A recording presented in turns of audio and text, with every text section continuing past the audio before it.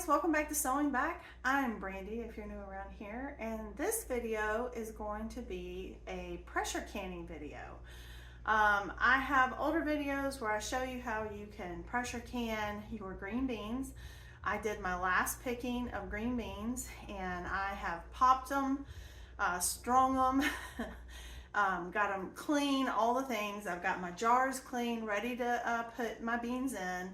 And I'm going to do the raw pack method. I think it's the easiest method, but because this is a low acid food, you have to pressure can. You cannot water bath can green beans. So I have my stovetop Presto pressure canner. I do have an electric pressure canner, but I'm going to have more jars that'll fit in it. And so I want to do like one and done and be done. So that's what I'm doing. The other reason I'm doing this is because I had a viewer write me, it's been a minute, about getting a pressure gauge or a pressure regulator, which is this thing right here. And what was recommended, I think it was on one of my Presto canning videos, and they were talking about how much easier this makes stovetop canning. So because if you do an electric pressure canner, it can't fit as many jars as the stovetop canners, whether you have a Presto, which is like the cheaper one, or if you have an all-American canner, you actually can double stack some of those. Some of them, I don't remember what the numbers are. I don't have that one, but I've seen them. They're kind of pricey, but they're kind of like an heirloom. It's like something you pass down. Mine's a Presto one. I'm pretty sure my grandmas and that they all use something like this and they would use one of these.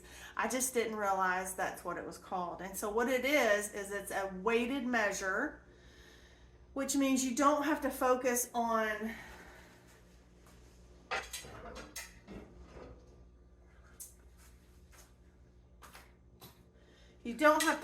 so much on this gauge, okay? You focus on the rocking and if it's rocking really hard, then you've got your temperature up too high for the amount of time, you'll run out of water, and that's a big no-no. So it's more about having a nice steady sound to your rocking of using the weighted gauge here. And this right now has 15 pounds of pressure. So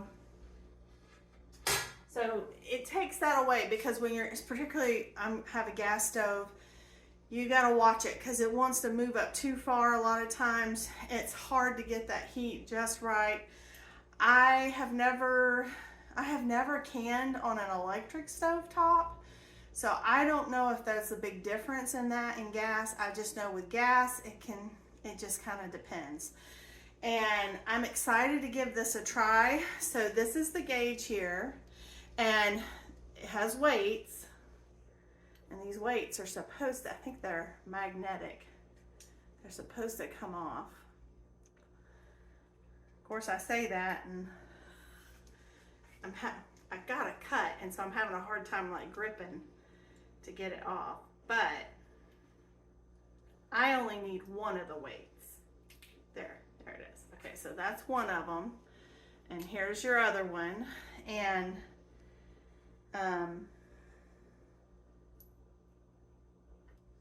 they're exactly the same. You can see them.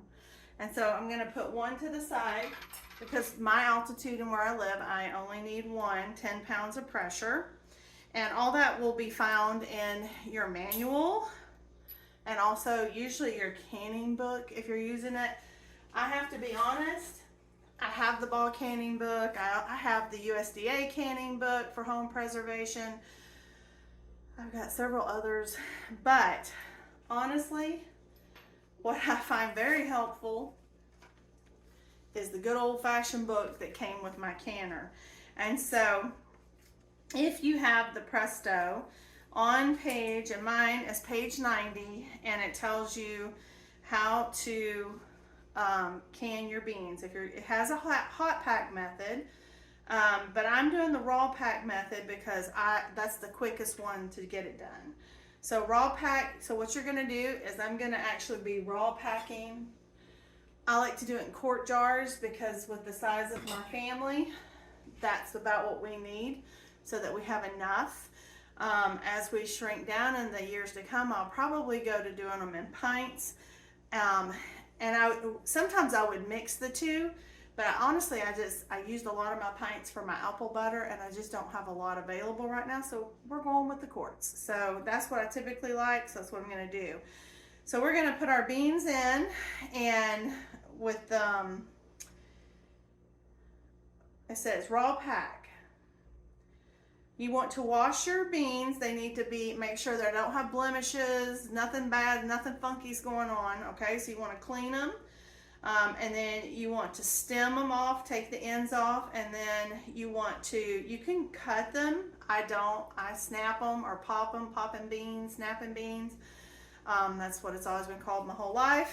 So that's what I grew up doing with my grandma, and that's what it's cathartic. I just love, it's just easy. I don't know, it takes me back to my childhood. So you have to do all of that. And then you're going to take your clean jars. Then this is not hot because this is raw. So they're raw. So you're going to pack raw beans tightly in your jars, leaving 1 inch of headspace. Add salt if desired and cover with boiling water, leaving 1 inch of headspace. Remove your air bubbles, prepare your jar rims, and adjust your 2-piece lids. Again, you want new lids. You can reuse your bands as long as there's no rust or denting on it or anything like that. They need to be in good working order. And you're going to process at 11 pounds of pressure, pints for 20 minutes, which I don't have. I'm going to be doing 25 because I'm going to be doing quarts. So that is what I wanted to show you, and I wanted to show you how this regulator works.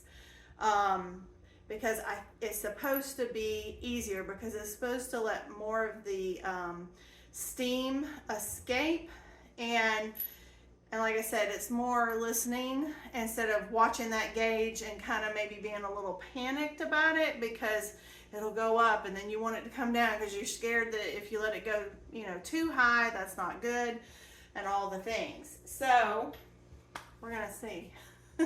We're gonna see. But this one's super easy to do to get these jars filled.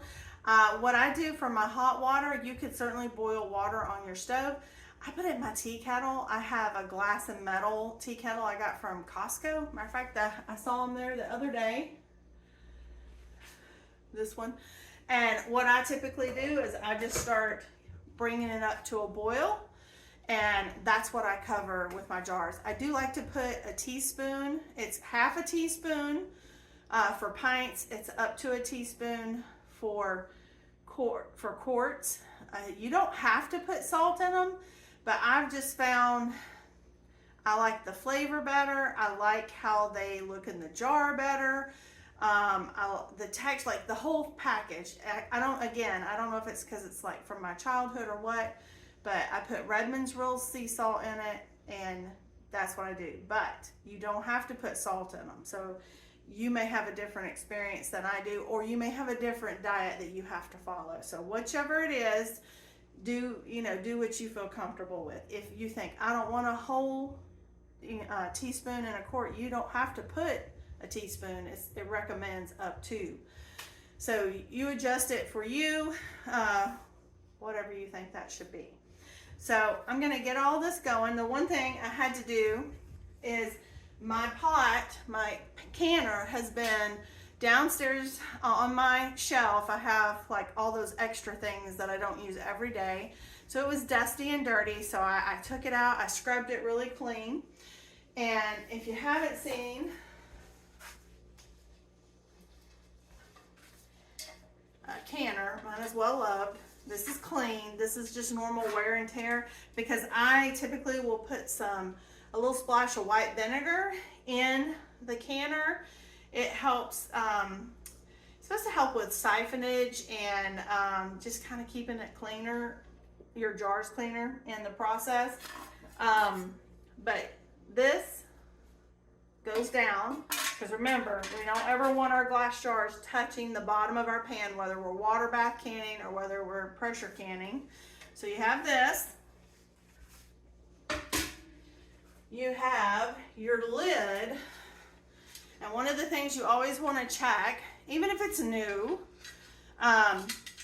you want to look, always hold mine up and look through. Like this little thing is going to have steam coming through. So I want to look through it and make sure I see light coming through it. So, and I can, so that's good. The other part of it, this you don't mess around with, that's fine. You have this other part that when it comes up to pressure, it's gonna, this little black part, it'll pop up. And so I have all that stuff is good in good working order. So the next part is your gasket. If you properly oil your gasket, you don't have to do it every time, especially not in canning season when you're just pumping stuff out day after day because you have all kinds of stuff coming in from the garden. But if it's been a minute, you need to clean it, and then you want to oil this. I typically will put, I like to do a high heat because this is pressure canning. So I'm just going to use some of my avocado oil, and I'm just going to, but you could use any oil, okay? And I'm just going to put some in my hand and take this and go all around until it's lubricated, essentially. You're lubing it up. If you do that, you won't get the cracks in it, and these will last a whole lot longer. You will eventually have to replace this, but if you'll keep it oiled, you'll find it'll last a really long time. So I'm gonna do that. I'm gonna get this in. The other thing you have to do is inside this canner, or any kind of pressure canner, there is usually a little indention. It's usually like a little indention in the pot that you have to fill up with water. And then, because you're not gonna cover your jars in a pressure canner, but you need to read your manual for how much water needs to be in your pressure canner. For mine, for what I'm doing, that's where it needs to be. And I will put my water in, and I'm gonna lube up my gasket, get it on, and then I'm gonna fill up my jars. I'm gonna speed that part up. It's the same as everything. Make sure you wipe your rims, put on new lids and bands, and then you put it in. And once I get it put in, I'll show you that. I'll slow it down and we'll kind of walk through that process.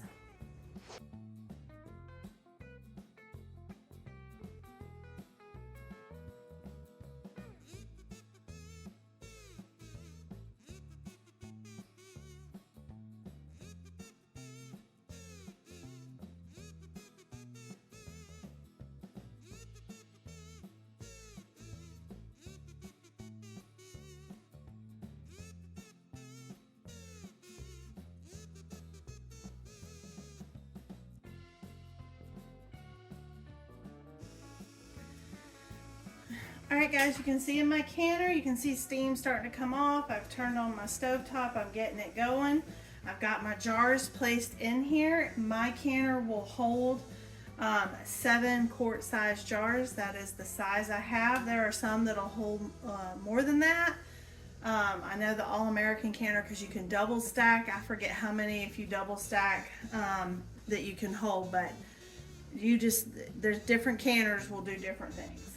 But I used all my green beans for these, and so now what I'm going to do, on the canner I have this little thing here. It's an arrow and it's pointing. This is the way to line it up, and if I look on my on the canner, I thought there used to be an arrow, but I don't know, I'm not seeing it now. So what I'm gonna do is I'm going to line it up. Oh, I see, it's right here. So it shows you to open, you turn this way, to close, you're gonna go this way. So it's right here with this, I'm lining that up. I just have to get it to the right position. All right, and we're gonna lock it. All right, so now we're gonna let it come up to boil. And you'll start seeing a steady stream. First, you'll see this pop up. Actually, no, I take that back. You're gonna see this start streaming some steam. When you have a steady flow of that for like 10 minutes, then you will put on your weighted gauge. Now, if you don't have the weighted gauge,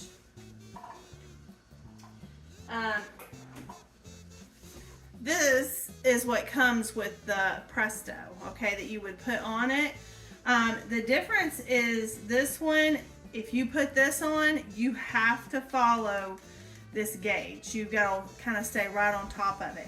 And that's what's supposed to be good about this one, is you just have that sound, and as long as you have that sound, you can do other things. You're not sitting here watching a gauge for 25 minutes. Or if you were pressure canning something longer, like let's say you were doing some canned chicken or something like that. That takes I think that's like 90 minutes if I remember right. So that's a long time to sit there and kind of hover over a pot. So that's why I'm excited to give this one a try. So I'll show you when this one starts a going. Then we will put our weight on. Once this will pop up, and once it gets that rocking and rolling to the right sound, not a hard rock and roll, like a gentle rock and roll, like it's doing like it's supposed to, then you would start your timer for 25 minutes. So that's what we're gonna do.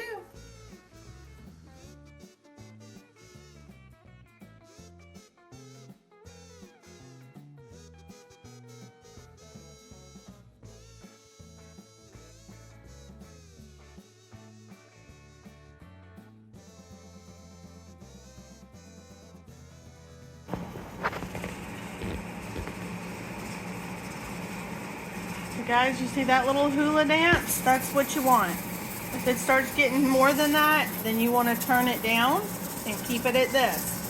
So I'm going to start my timer for 25 minutes. When my timer goes off, I turn everything off. I leave it alone. I let everything come back down to temperature naturally before removing the lid. And then I may even wait a couple hours after that before I would move my jars out of the pan. You can see this is down. This has come all the way down from pressure. All that's good. So I'm going to take my pot holder. I don't ever do this part barehanded. And I'm going to take that off. And nothing came out. Well, there's a little steam. So I'll probably wait about another 5-10 minutes, and I'll open the lid and I'll just let it rest for a little bit. And then we'll take our jars out. I'll leave them on the counter for about 24 hours. I'll loosen my bands, check my seals. If everything's good, I'll label it and I'll put it on the shelf. I'll insert a picture at the end what they look like.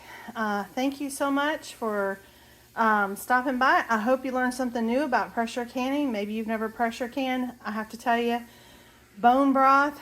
And honestly, before bone broth, I think green beans are the easiest things to pressure can. So if you snag a deal at the end of the season on some green beans and want to get some canned up in your pantry, now you know how to do it. So thanks for being here, and I'll see you in the next one.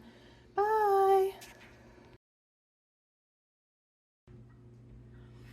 So guys, I pulled them out, and I don't know if you can see, but this one is warped. It's not sealed properly. And so what do you do in that instance? Well, you could take it off. You could put a new lid, new band, and re-pressure can it. Or, what I'm going to do is I'm just going to wait till it cools and comes to room temperature, and I'll refrigerate it, and we'll have it sometime this week with dinner. The other one's all sealed fine, and they'll end up going on the shelf. But that is what you'll notice. Sometimes you will get those, and I think this might have been the one I was struggling to put a band on one of them, and I think I thought I got a different band, and I'm wondering if it was the lid that was off and not the band, because it looked normal, but I couldn't figure it out. And then I got that on, but it did not can properly. So anyway, I just wanted to show that because that doesn't happen all the time, but it can happen, and I wanted you to see what it looked like. So anyway, I will see you in the next one. Bye.